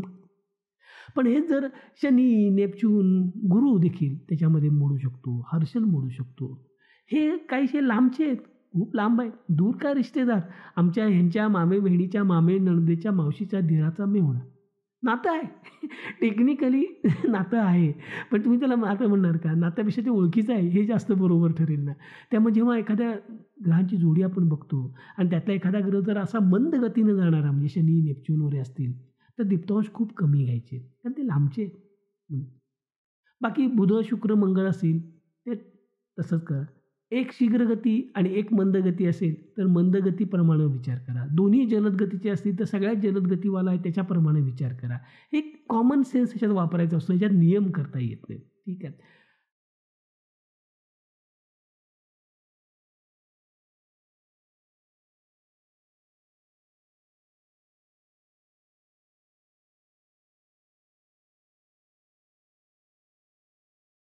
ठीक आहे. दुसरा एक रिकमेंडेशन आहे किंवा मार्गदर्शक तत्त्व म्हणू आपण, की कोणता योग होतो हे बघायचे. म्हणजे ग्रहांची जोडीचा आपण जसा विचार केला, तर तो योग कोणता आहे? म्हणजे युती योग होणार आहे, का प्रतियोग आहे, का नवपंचम आहे, का लाभ योग आहे, हे ठरवा. म्हणजे त्यातले युती योग याला जास्त दीप्तांश देऊ शकतं, कारण तो खूप पॉवरफुल आहे. प्रतियोग त्याच्यानंतरचा, तोही खूप पॉवरफुल आहे, त्यालाही जास्त दीप्तांश चालू शकतात. तसंच नवपंचांच्या बाबतीत थोडंसं कमी, पण दीप्तांश देऊ शकता तुम्ही. आणि मग बाकीचे जे मी अशी मोठी यादी दिली क्विंटाईल, सेप्टाईल, दिस, दॅट, अर्धकेंद्र योग, अर्ध लाभ योग, हे हे योग आहेत. आपण त्याचा विचार पण करणार आहे. पण मग त्याला एवढा दीप्तांश द्यायचे नाही, कारण ते अगदीच कमकुवत, त्यामुळे त्याला फार त्याचे चोचले पुरवायचे नाहीत. आहेत, ठीक आहेत, पण त्याला जास्त महत्त्व द्यायचं नाही एवढं. त्यामुळे अगदी त्यांना कमी दीप्तांश द्यायचे. हे दुसरं मार्गदर्शक तत्त्व आहे. तिसरं एक तत्त्व आहे, की योग झाला आहे का होऊन गेला आहे. मगाशी म्हटलं अप्लाइंग आहे का सेपरेटिंग आहे. अप्लाइंग योग महत्त्वाचा आहे आपल्या दृष्टीने, कारण तो होणाऱ्यातला आहे. कुछ चीज बनने वाली आहे. त्यामुळे त्याला जास्त दीप्तांश तुम्ही देऊ शकता. आणि जे होऊन गेले, अरे यार झालं, संपलं त्याचं, हो गया उसके. ते आता काय करायचं, जो हो गया सो हो गया. त्यामुळं होऊन गेलेले जे योग आहेत म्हणजे त्याला सेपरेटिंग आस्पेक्ट म्हणतात. त्याला फार दीप्तांश द्यायचे नाहीत. झालं त्याचं, का आता काय त्याचं, अशा अर्थानं. त्यामुळे दीप्तांशाच्या बाबतीत ते नेमके किती घ्यायचे, काय घ्यायचे, ह्याच्याबद्दल बऱ्याच लोकांच्या मनात संदेह असतो. ज्योतिषांच्यामध्ये याच्यात वाद चाललेत. त्याचा नतीजा निघालेला नाही आहे. शेवटी ज्याचं त्यानं आपल्या अनुभवावर ठरवावं असं सोडून सांगून सगळे मोकळे होतात. मग आता नवीन शिकणाऱ्याने काय करावं? त्यांना अनुभव यायला काय किती वर्ष त्यांनी थांबायचं? त्यासाठी अनेक ज्योतिषांची मतं विचारात घेऊन, अनेक लेखकांची मतं विचारात घेऊन, इंटरनेटवर चर्चा ग्रुपमधून बऱ्याच लोकांचे अनुभव एकत्र केल्यानंतर एक असं टेबल तयार झालं. सगळ्यांनी ते मान्य केलं अशातला भाग नाही. पण एक काहीतरी वर्किंग आपल्यापाशी असावं म्हणून एक टेबल तयार झालं. ते टेबल तुमच्यासमोर आहे. इथं जर बघितलं तर रवी आणि चंद्राची जोडी आहे, त्याला 8 दीप्तांश आहेत. आणि जसं-जसं आपण हायर प्लॅनेटकडे जातो, तसं-तसं दीप्तांश कमी होत गेलेत. तसंच युती योग, केंद्र योग, नवपंचम योग आणि प्रतियोग यांना दीप्तांश जास्त आहेत. आणि लाभ योग आणि किंवा इतर जे योग आहेत, त्याला क्रमाक्रमानं दीप्तांश कमी करत गेलेले आहेत. ही जी मगाशी ती रिकमेंडेशन सांगितली, त्याचाच इथं उपयोग करून घेतलेला आहे. आता हे टेबल मी तुम्हाला पाठवून देतो, काळजी करू नका. हे असंच वापरायला पाहिजे का? तुमच्यावर आहे. मी साधारण अशाच पद्धतीचं दीप्तांश घेत असतो आणि तेच मी तुम्हाला या टेबलच्या स्वरूपात दिलेले आहेत. अर्थातच इथनं सुरुवात करा आणि जसा-जसा तुमचा अनुभव होईल, तसं ह्याच्यात तुमच्या सोयीप्रमाणे अनुभवानुसार योग्य ते बदल तुम्ही नेहमीच करू शकाल. ही काही भारताची राज्यघटना तुमच्यासमोर ठेवलेली नाही. ठीक आहे. आता हे जे आपण ग्रहयोग असतात, हे कागदावरती आपण कुठेतरी नोंद करतो, तर त्यासाठी एक नोटेशन वापरलं जातं. आता ग्रहयोग आपण लिहितो तेव्हा 2 ग्रहांची जोडी असते आणि त्याच्यामध्ये होणारा योग, ही 3 गोष्टी आपण तिथे लिहिणार. हे 3 घटक आपण त्यात लिहिणार. ग्रह 1, ग्रह 2 आणि त्यांच्यामध्ये कुठला योग होतो तो. हे लिहायची एक पद्धत आहे. आता समजा मंगळ आणि गुरु यांच्यामध्ये केंद्र योग आहे, तो तुम्हाला लिहायचा आहे. तर तुम्ही काय लिहाल? मंगळ केंद्र योग गुरु असं लिहू शकाल किंवा गुरु केंद्र योग मंगळ असंही लिहू शकाल. दोन्ही बरोबर आहेत, चूक काहीच नाही आहे. पण एक लिहिण्याचं कन्व्हेन्शन असं आहे की जलद गतीचा ग्रह पहिल्यांदा लिहायचा, मग योग कुठला आहे तो लिहायचा आणि मग मंद गतीचा ग्रह कुठला आहे तो लिहायचा. ठीक आहे. त्यामुळे चंद्र हा सगळ्यात जलद गतीचा आहे आणि मग चंद्राचे जेव्हा योग होतात तेव्हा चंद्र योगाचं नाव आणि दुसऱ्या ग्रहाचं नाव असं लिहायचं. फक्त इथं एक रवी आणि चंद्रामधले योग लिहिताना जरासं एक वेगळ्या पद्धतीने लिहायचे लागतात. म्हणजे रवी आणि चंद्रामध्ये समजा केंद्रयोग होणार असेल, तर आज आपण आधी सांगितल्याप्रमाणे चंद्र पहिल्यांदा, कारण तो सगळ्यात जलद गतीचा ग्रह आहे. मग चंद्र, केंद्रयोग, रवी असं लिहिलं तर चालू शकेल. पण इथे एक थोडंसं लोकांनी सजेशन अशा केलेल्या आहेत, की रवी हा सूर्यमालेचा सेंटर आहे. तो या ग्रहमालेचा निर्माता देखील आहे. त्यामुळे त्याला एक स्पेशल स्टॅटस आहे म्हणा, त्याला मान दिला पाहिजे. त्यामुळं त्याचं पहिल्यांदा लिहा. म्हणजे रवी आणि चंद्राच्या बाबतीतच ही कंडिशन येते. कारण रवी बाकीच्या ग्रहांपेक्षा जलद असल्यामुळं तिथं तो कायमच पहिला लिहिला जाईल. फक्त चंद्राच्या बाबतीत अशी अडचण येते, की चंद्र हा रवीपेक्षा फास्ट असल्यामुळं तो आधी लिहायचा का? तर फक्त रवी मोठा असल्यामुळं, सूर्यमालेचा राजा असल्यामुळं रवी पहिला लिहायचा आणि मग चंद्र लिहायचा. खाली तुम्हाला दाखवले, की चंद्र ट्राईन म्हणजे नवपंचम रवी असं असताना चंद्र जलद गतीचा आहे म्हणून आधी लिहायचा नाही, तर रवी लिहायचा, मग ट्राईन लिहायचा आणि मग चंद्र लिहायचा. असं जरासं उलटं करायचं. हे फक्त रवी आणि चंद्राच्या बाबतीतच लागू पडतं. रवी आणि शनी ह्याच्यामध्ये रवी पहिला येणार. रवी आणि गुरु ह्याच्यामध्ये रवी पहिला येणार. रवी आणि बुध ह्याच्यातही रवी पहिला येणार. फक्त रवी आणि चंद्र इथं चंद्र पहिला येऊ शकतो, कारण तो जलद गतीचा आहे. पण आपल्याला जरासं ते रवीला मान द्यायचा आहे. तो राजा आहे, त्याचा मान दिला पाहिजे म्हणून. तुम्ही जर सॉफ्टवेअर वापरत असाल तर साधारणपणे तुम्हाला अशा पद्धतीची जी आस्पेक्ट ग्रीड म्हणतात ती मिळेल. या ग्रीडमध्ये सगळं कुठल्या कुठल्या ग्रहांचे कुठले कुठले योग होणार आहेत ते एकत्रपणे तुम्हाला एका ठिकाणी बघायला मिळतात. सॉफ्टवेअर ही सगळी गणितं करतं. म्हणजे 2 ग्रहामध्ये कुठला योग आहे, तो योग धरायचा का, काही नाही. दीप्तांश वगैरे तुम्ही सॉफ्टवेअरमध्ये सेटिंग करू शकता, की युतीसाठी 8 दीप्तांश नियम सेट करू शकता तुम्हाला पाहिजे असेल. त्याप्रमाणे हे योग दाखवतो. कुठले योग होत आहेत, कुठले होणार आहेत, अप्लाइंग कुठला, सेपरेटिंग कुठला, हे सगळं त्या चौकोनात लिहिलेलं आहे बघा. किती अंश सेपरेटिंग होणार आहे, किती अंशाने तो अप्लाय होणार आहे, हे सगळं लिहिलेलं असतं. इकडं जर तुम्ही बघितलं तर डाव्या हाताला रवीपासून सुरुवात करा आणि खाली AS आणि MCA म्हणजे असेंडंट आणि मिड A1 हे देखील एक पॉईंट गृहीत धरले जातात. जसे ग्रह आहेत तसे असेंडंट जन्मलग्न बिंदू आणि दशमबिंदू यांनाही महत्त्व दिलेलं असतं.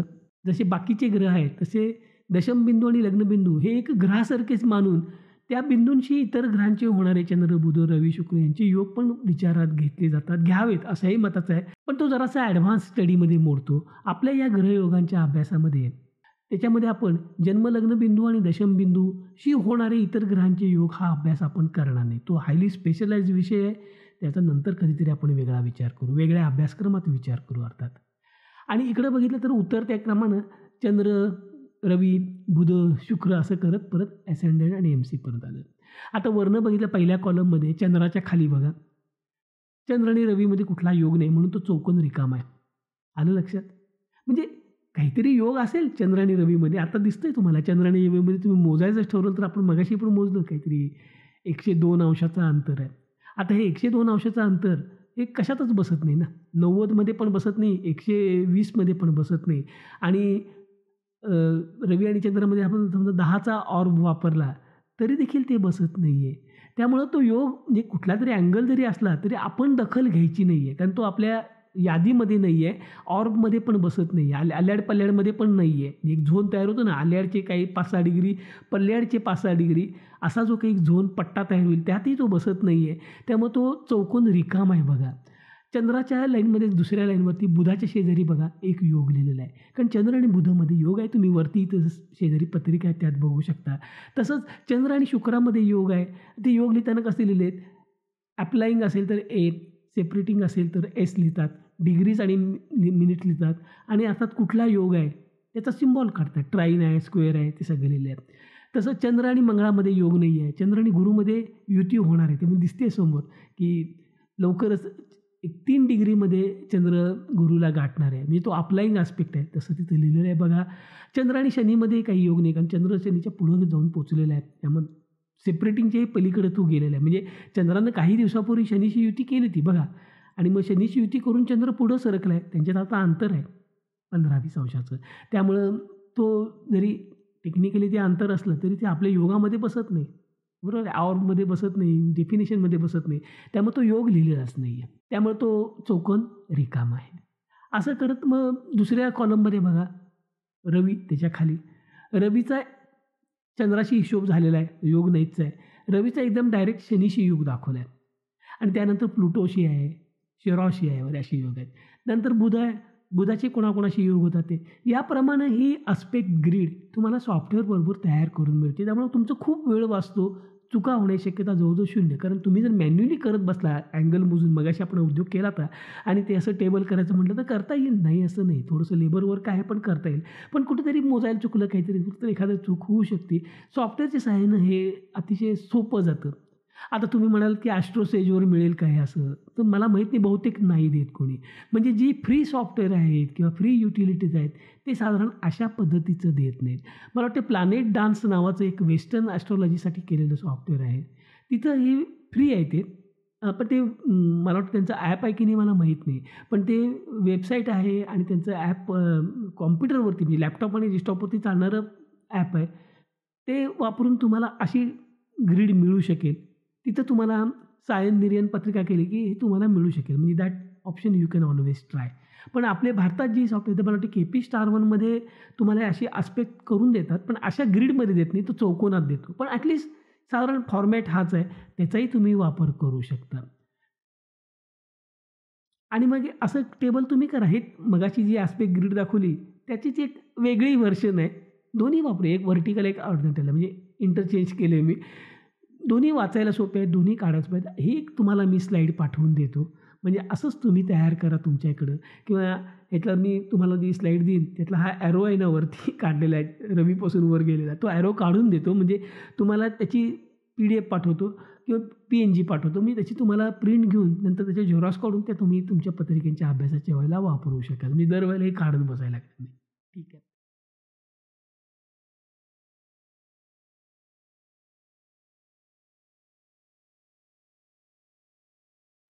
मग आता आपण हे सगळे ग्रहयोग एक क्रमाक्रमानं तपासू. आपण जे डिफाईन केले ना, युती म्हणजे कंजंक्शन आहे, लाभ योग आहे, हे सगळे त्यांचे गुणधर्म काय आहे, ते कशा तऱ्हेने काम करतात, हा सगळा भाग आपण शिकायचा आहे. बापरे! आता टॉक टाईम संपला माझा. खूप मोठं लेक्चर झालं. 1 तासापेक्षाही पलीकडे आता आलो. त्यामुळे आता हे जर सगळं सांगायचं म्हटलं तर भरपूर वेळ जाईल. तेव्हा मी विनोदानं म्हणतो की टॉक टाईम संपला, रिचार्ज करू मोरल्या टायमाला. म्हणजे पुढच्या लेक्चरमध्ये आपण हे सुरुवात करू. मी फक्त पुढच्या लेक्चरला काय घेणार आहे, हे तुम्हाला आता सांगितलं. तर आता जाता आजची पाहुणे बघूया. तर तुम्ही म्हणाले आजचे पाहुणे काय आहे? तर असं एक विचार केला की प्रत्येक लेक्चरच्या शेवटी तुम्हाला एक पत्रिका दाखवायची. त्यातला एखादा ग्रहयोग आणि त्याचा त्या व्यक्तीवरती त्या ग्रहयोगाचा कसा परिणाम छान दिसतो. हे म्हणजे तुम्हाला हे ग्रहयोगांची काय म्हणतात त्याला, ताकद किती आहे, त्याचा प्रभाव कसा असतो, त्याचा अभ्यास का करायचा, त्याचा वापर कसा करून आपल्याला काय माहिती जातकाकडून मिळू शकते, जातकाबद्दल माहिती मिळू शकते, हे तुम्हाला कळेल. म्हणून अशी काही निवडक उदाहरण प्रत्येक लेक्चरच्या शेवटी एक तरी कमीत कमी एक तरी द्यायचा मी प्रयत्न करतोय. असं सध्या तरी ठरवलं आहे. मागच्या लेक्चरच्या वेळेला आपण एक पत्रिका बघितली, बरोबर आहे, DS कुलकर्णींची. आता आजच्या ह्याच्यात आजचे पाहुणे कोण आहेत? बघा आजचे पाहुणे आधी काय आहेत, त्यांचं गृहयोग काय आहे बघा, मग पाहुण्यांचं नाव सांगतो. तरी एक पत्रिका आहे, मी सबंध पत्रिका दिलेली नाही मी तुम्हाला, एवढंच बास आहे. जन्मलग्न कुठलं आहे वगैरे काही आता मी देत नाही. फक्त इथं बघा मी गोल जो केलेला आहे, त्यात असं दिसतंय की बुध आणि मंगळ यांच्यात केंद्रयोग आहे. म्हणजे 90 अंशाचा आहे आणि हा परफेक्ट केंद्रयोग आहे बघा. बुधाचे 24 अंश आहेत आणि मंगळाचेही 24 अंश आहेत. म्हणजे त्याला आपण पार्टाईल म्हणतो किंवा एक्झॅक्ट किंवा वदावाटांच्या भाषेत बोलायचं तर पूर्ण अंशात्मक केंद्रयोग. एक अंश अलीकडं पण नाही आणि एक अंश पलीकडं पण नाही. लक्षात आलं? आता हा जो योग आहे हा डेंजर योग आहे. आणि मग ह्या योगावर जन्मलेल्या व्यक्तीमध्ये काय असू शकतं बघायचं आहे. बघा हे मातबर लेखकांनी CO कार्टर सरांनी काय काय लिहून ठेवलं. Increase in mental energies. कारण बुध हा बुद्धीचा कारक आहे, मंगळ हा दाहक चेतनादायी ग्रह आहे. त्यामुळे मेंटल एनर्जीज बौद्धिक हे हालचाली म्हणा किंवा एकंदरच विचार करणं, अभिव्यक्ती करणं, हे खूप मोठ्या प्रमाणावरती ॲक्टिव्हिटी, खूप उथलपुथल तुम्हाला बघायला मिळते. त्यामुळं फार विचार करणं किंवा फार शिरात आणून बोलल्यानंतर कसं त्रास होतो आपल्याला, तसं थोडंसं होतं. त्यामुळे नर्वस ब्रेकडाऊन म्हणा किंवा मेंटली तर त्रास या व्यक्तींना होऊ शकतात. आणि कम्बॅटिव्ह म्हटला शब्द म्हणजे सतत लढाईच्या पद्धतीत तलवार उपसूनच, लक्षात आलं का? कारण मंगळ आहे, दाहक आहे, तर तलवार उपसूनच येणार सगळ्यांना. Fault finding and self opinionated म्हणजे स्वतःबद्दलचे फार मोठ्या मोठ्या कल्पना असतात आणि कदाचित इन्फिरियरिटी कॉम्प्लेक्स देखील असू शकेल आणि त्यामुळे दुसऱ्याची फॉल्ट काढण्यात ही लोकं अत्यंत पटाईत असतात. कमालीची फॉल्ट काढणारी लोकं असतात. दुसऱ्याला नावं ठेवणं, उणं-दोणं काढणं, दुसऱ्याचे दोष दाखवणं ह्याच्यात एक नंबर असतात. म्हणजे त्यांचा हेतू बऱ्याच वेळेला चांगला पण असतो बरं का. म्हणजे दुसऱ्या तुझं हे चुकतंय किंवा हे बरोबर नाही. ते त्या माणसाला उपयोगी पडणार असतं. आपण म्हणतो ना निंदकाची घरं असावी शेजारी. हे ह्यांचा हेतू दरवेळेला त्याला लोकांच्या समोर उघडं-नागडं करायचं, वस्त्रहरण करायचं असं तऱ्हेनं केलेलं नसतं, की जेन्युइनली त्या माणसामध्ये सुधारणा व्हावी, त्याच्या चुका दुरुस्त व्हाव्या या हेतूनच काही वेळेला चांगल्या हेतूनच सांगितलं जातं. फक्त त्यांची डिलिव्हरी मेकॅनिझम जर अशी खराब असती, त्यामध्ये लोकं फार लावून घेतात मनाला. म्हणजे लोकांच्या चुका सांगण्याची सुद्धा एक पद्धत असते. दुर्दैवानं चुका लगेच त्यांना सापडतात, पण त्या सांगताना ते विधिनिषेध बाळगत नाहीत. कुठं सांगावं? मी आपण म्हणतो ना, की लोकांची स्तुती सगळ्यांसमोर करावी आणि त्याचे दोष प्रायव्हेटमध्ये सांगावेत. म्हणजे त्याला त्याची आबरू जाणार नाही. हे लोकं त्याची फिकीर करत नाहीत. Temper is seldom and best म्हणजे रागाचा पारा बघायला नको एकदम भडकू डोक्याचे असतात. उलट्या कवटी सटकलेले म्हणतो ना आपण साधारण तशा पद्धतीचे. And native is really favourite म्हणजे अर्थातच त्यांच्या या स्वभावामुळं अनेक शत्रू निर्माण होतात. ते लोकांना नकोशी होतात. And for the tongue is sharp and not always control म्हणजे अतिशय तिखट जिव्हारी लागणारं बोलतात. जीभ फार असते, कडक असते. वाणीचे फटकारे जोरात मारायचे, नामोहरम करायचं, असं कुच्चित बोलतील, असे टोमणे मारतील, तिरकस बोलतील की समोरच्या माणसाला वर्मी लागेल. तो समोरचा माणूस म्हणेल 4 कानफाडात मार, पण असलं काही बोलू नकोस बाबा इतकं. अननेसेसरीली आउटस्पोकन म्हणजे उगाचच बोलत बसतात. रफ टंग हा शब्द वापरला आहे. कारण नसताना काहीतरी बोलून मोकळे होतात. जिथे बोलायला नको ते बोलतात. अशा पद्धतीचे असतात. आणि rarely it is ever lacking of intelligence म्हणजे बुद्धिमत्ता तर खूप आहे. म्हणजे असा योग असलेली माणसं बुद्धिमान नाहीत हेच आश्चर्य होईल. बुद्धिमत्ता खूपच असते, खूपच असते. But rather tends to fail in using its brain sensibly आणि ॲडव्हान्स म्हणजे योग्य रीतीनं ही बुद्धिमत्ता वापरली जात नाही. बऱ्याच वेळेला त्याचा गैरवापर होतो किंवा चुकीचा वापर होतो किंवा ती बुद्धिमत्ता वाया घालवली असं आपण म्हणू शकतो. आणि दुसऱ्या एका लेखकाने म्हटलं आहे, प्रोफेशनल क्रिटिक म्हणजे अगदी व्यावसायिक टीकाकार असतात. म्हणजे ते काम अतिशय उत्तम करतात टीकाकार. माझ्या ब्लॉगवर मी एक अशी तात्पर्य कथा लिहिली, त्या निंदकाचे घरं असावे शेजारी. त्या एका मुलीच्या पत्रिकेत तसे योग होते आणि बरोबर ह्या सगळा किस्सा तो खरा किस्सा होता, तसा घडला होता. आणि ती फॉल्ट फाइंडिंग करायची, पण ती व्यवस्थित करी लोकांना ते आवडायची नाही म्हणून तक्रारी झाल्या. पण हा तिचा फॉल्ट फाइंडिंगमधला जो नेमकेपणा होता, की जे दुसऱ्याला दिसायचं नाही ते तिला बरोबर दिसायचं आणि त्याचा कंपनीला उपयोग होणार होता क्वालिटी कंट्रोलमध्ये, प्रॉडक्टमध्ये, सॉफ्टवेअरमध्ये, सर्व्हिसेसमध्ये कुठं प्रॉब्लेम आहेत, काय डिफेक्ट आहेत, हे क्लायंटनं सांगण्यापेक्षा आपल्यालाच आधी कळलेलं केव्हाही चांगलं ना.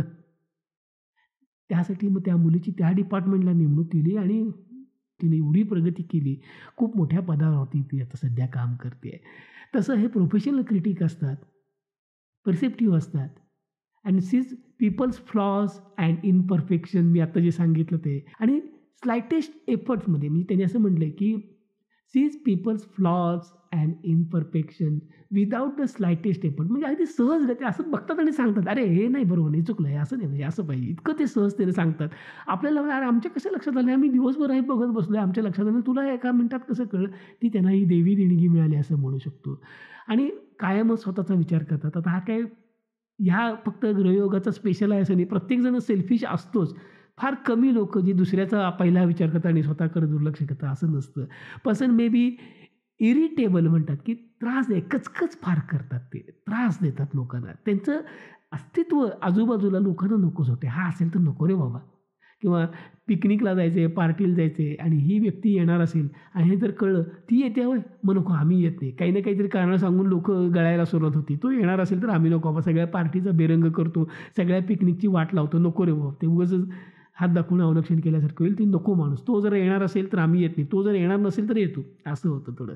Have a short and hot temper, मगाशी हा उल्लेख केलेला आहे. अ ग्रेट प्रॉब्लेम सॉल्व्हर, ही लोकांना प्रॉब्लेम सॉल्व्ह करायला खूप चांगले जमतात, अतिशय उत्तम प्रॉब्लेम सॉल्व्ह करते. ती नॅक त्यांना जमलेली असते, बुद्धिमत्ता असती.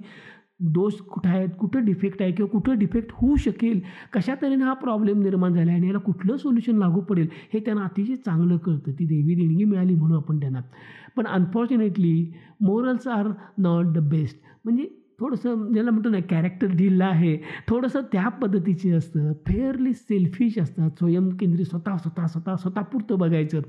आणि first talks in life is learning how to beat the system. म्हणजे कुठलीही एस्टॅब्लिश सिस्टीम असेल, चौकट असेल, नियम असेल, तर ते कसे मोडायचे ह्यांच्याकडे ह्याची बुद्धिमत्ता खूप चांगली चालते आणि त्यात त्यांना यशही मिळतं.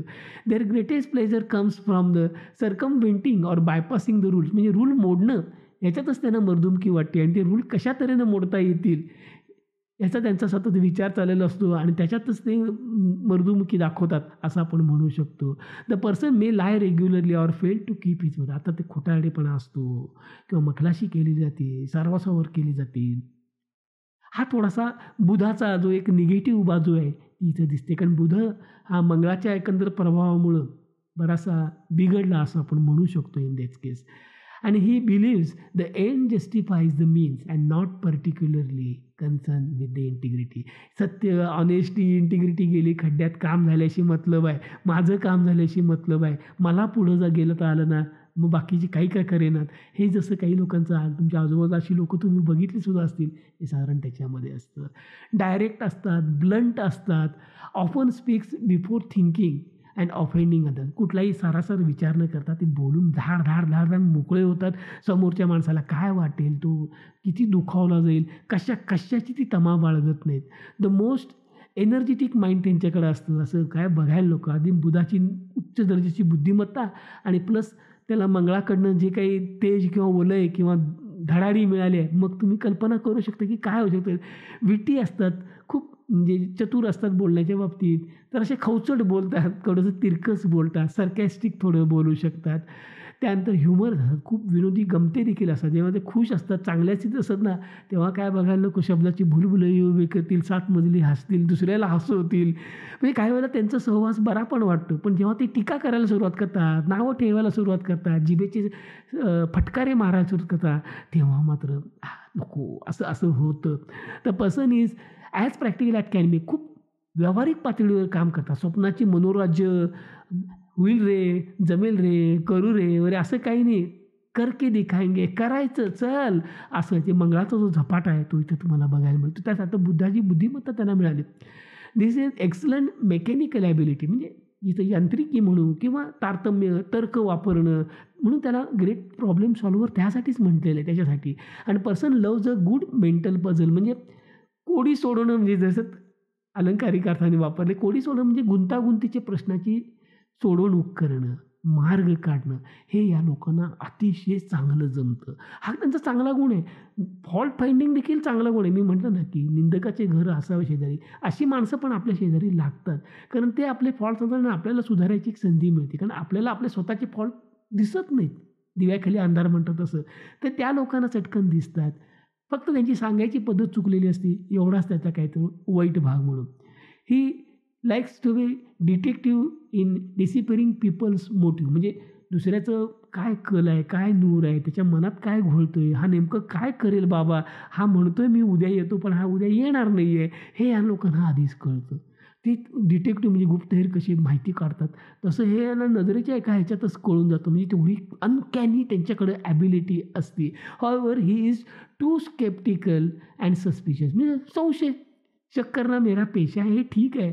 पण प्रत्येक वेळेला प्रत्येक गोष्टीत तुम्ही शंका घ्यायला लागली की मग लोकं तुमच्याबद्दल शंका घ्यायला लागतात. तुमच्या चांगुलपणाबद्दल, तुम्ही एखादं चांगलं काम केलं तरी लोकं तुम्हाला नावं ठेवायला लागतात. तुम्ही कोणाला मदत करतो म्हटलं तर लोकं नको म्हणतात, विलन आहेस तू, नको रे बाबा, असं होतं. तसं झालं. Generally project his own greed. Greed म्हणजे वकवकलेलं नसतं, पण मला हवं, हमको चाहिए, म्हणजे मांगता चाहिए, अरे हे जे असतं ना थोडंसं दुसऱ्याला ढकलून मला मिळालं पाहिजे, मला पहिला लस द्या, तसं आहे ते. सेल्फिशनेस जरा जास्त असतं असं आपण म्हणू शकतो. आणि many individuals with this hard म्हणजे 90 अंशाचा कोन आहे, त्याला हार्ड ॲस्पेक्ट देखील म्हणतात, are stubborn and to the extreme, म्हणजे पराकोटीचे हेकट असतात, मतं बदलत नाहीत, आपली मतं ठाम असतात.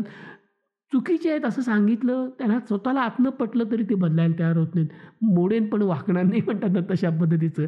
दे equate winning following their own impression and losing with listening to other, असं त्यांनी म्हणते. They do not understand, surrender or compromise, म्हणजे नमतं घेणं म्हणा, कधी तुझं बरोबर कधी माझं बरोबर, समझोता करणं, हे यांना मान्यच नाही ना. एकतर मी जिंकणार नाहीतर तू हारणार, म्हणजे शेवटी एकच, अशा पद्धतीचे. स्पॉन्टेनियस असतात, इम्पल्सिव्ह जरा जास्त असतात, तो मंगळाचा गुणधर्म आहे. करेजियस परत मंगळाचा गुणधर्म आहे. प्रत्येक असू दे, ते बोलणं असू दे, कृती असू दे, प्रत्येक बाबतीत ते अग्रेसर असतात, असे फोरफ्रंटला असतात, लढवय मंगळाचा गुणधर्म आहे. ठीक आहे. याबद्दल वदापट काय म्हणतात बघा, की बुध हा मंगळाचा पहिल्या प्रतीचा शत्रुग्रह आहे. बुध आणि मंगळाचं कधीच जमत नाही, आणि आता ते तर अपोजिट एक म्हणजे 90 डिग्री म्हणजे अपोजिटचंच एक डिव्हिजन आहे ना.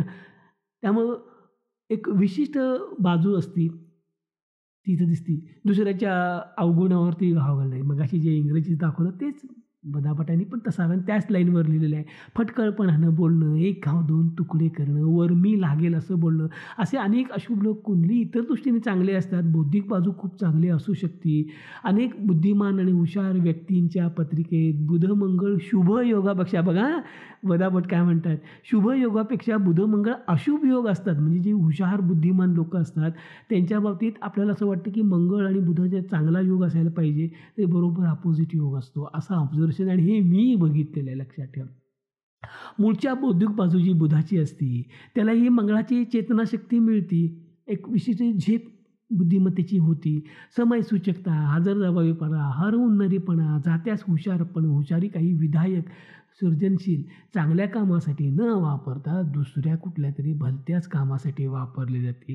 हेतू किंवा मन स्वच्छ नसतं, निष्पाप नसतं, दुसऱ्याला टाकून बोलतील, दुसऱ्याचे अवगुण हुडकत बसतील, उठसूट दुसऱ्यावर टीका करतील, गरज नसताना टीका करतील, लोकांच्या कोणत्याही चांगल्या कामाचं मनापासून कौतुक करणार नाही, आणि जरी केलंच तर ते खोटी स्तुती म्हणतो, तोंडावर बोलणं म्हणतो, तशी असते.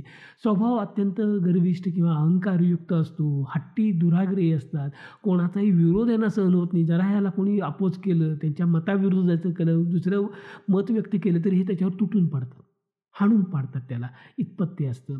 दुसऱ्याला अप्रिय बोलणं, ते अग्रेसर असतात, नको तिथं अतिस्पष्ट बोलतील, गरज नसताना बोलतील, बोलण्यानं अर्थातच इतरांचे गैरसमज होतात. मी मगाशी म्हटलं की त्यांचा हेतू बऱ्याच वेळेला चांगला असतो, फक्त डिलिव्हरी ज्या तऱ्हेनं ते लोकांना सांगतात ना, तिथं कुठेतरी गोंधळ झालेला असतो, चुका झालेल्या असतात.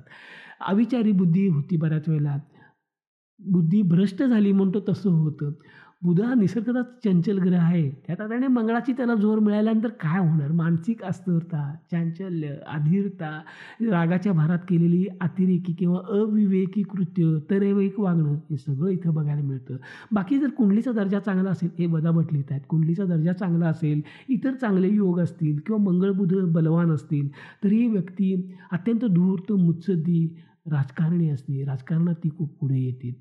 अशा तऱ्हेनं हे बुध आणि मंगळ यांच्यातला हा 90 अंशाचा, आपल्याकडच्या शास्त्रात त्याला अशुभ योग म्हणतात.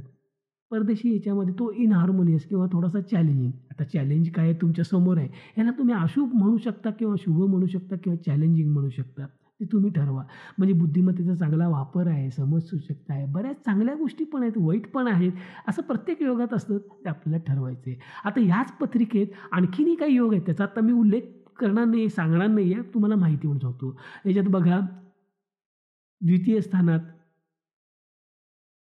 2 ग्रहांची युती आहे, दोन्ही ग्रह शुभ आहेत, जे पैशाचे ग्रह आहेत ते दुसऱ्या स्थानात आहेत, शुक्र आणि गुरु, बघा आहे ना.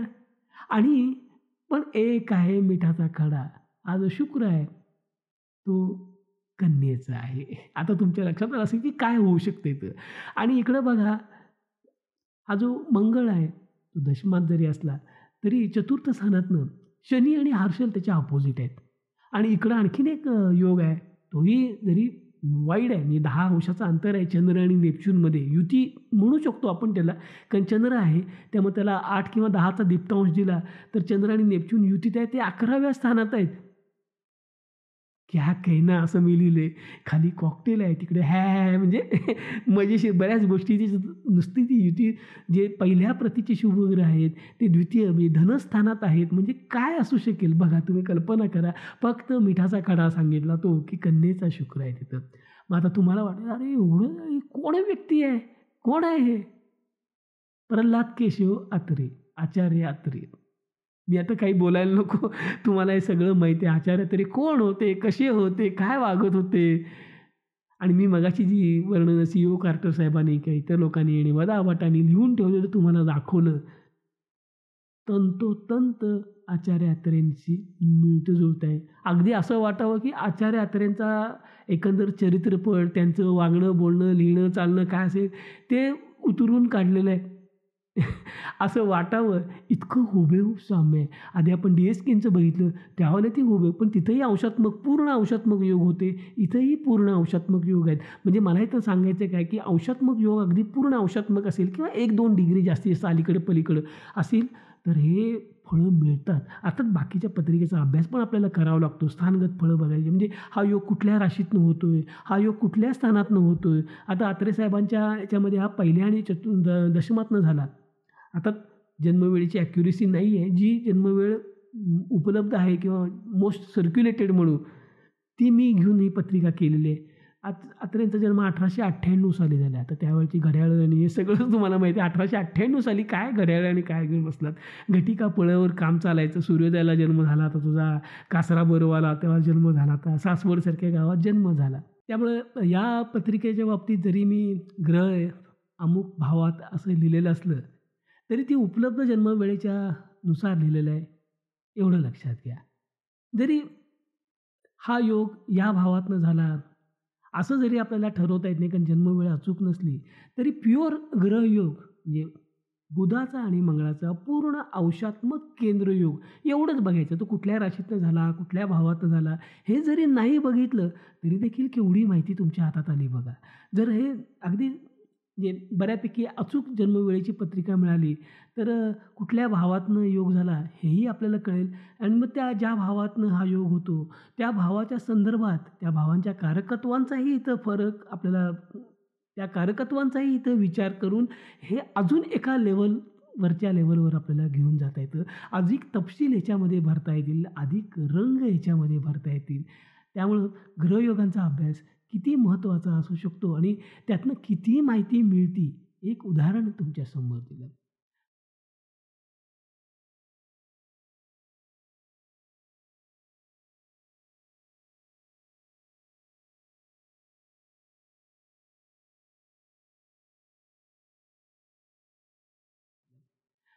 ग्रहांचा फक्त स्थानगत, राशीगत, नक्षत्रगत एवढा अभ्यास जर केला, तरी एवढं सगळं तुम्हाला नाही कळणार, हेही लक्षात घ्या. ठीक आहे. आता हाच योग म्हणजे बुध आणि मंगळ यांच्यातला केंद्रयोग असलेल्या आणखीन एका विख्यात, जगदविख्यात म्हणेन मी, व्यक्ती मी तुम्हाला दाखवतो. पत्रिका एक्सप्लेन करत नाही, फक्त ती व्यक्ती कोण आहे सांगतो. ते म्हणजे आपल्या सगळ्यांच्या लाडक्या भारताच्या माजी पंतप्रधान श्रीमती इंदिरा गांधी. त्यांच्या पत्रिकेत देखील बुध आणि मंगळामध्ये केंद्र योग आहे आणि तो 3 अंश अप्लाइंग आहे. म्हणजे योग व्हायचा आहे. म्हणजे बुध अजून एक 3 अंश ओलांडला की मंगळाबरोबर केंद्रयोग पूर्ण अंशात्मक करू शकतो. पण 3 म्हणजे इंदिराजींचा जन्म 3 दिवस आधी झाला असं म्हणू. खरा केंद्रयोग 3 दिवसानंतर होणार होता. बुध साधारण दिवसाला 1 डिग्री जातो असं जर धरलं तरी 3-3.5 दिवस आधी जन्म झाला असं म्हणू आपण.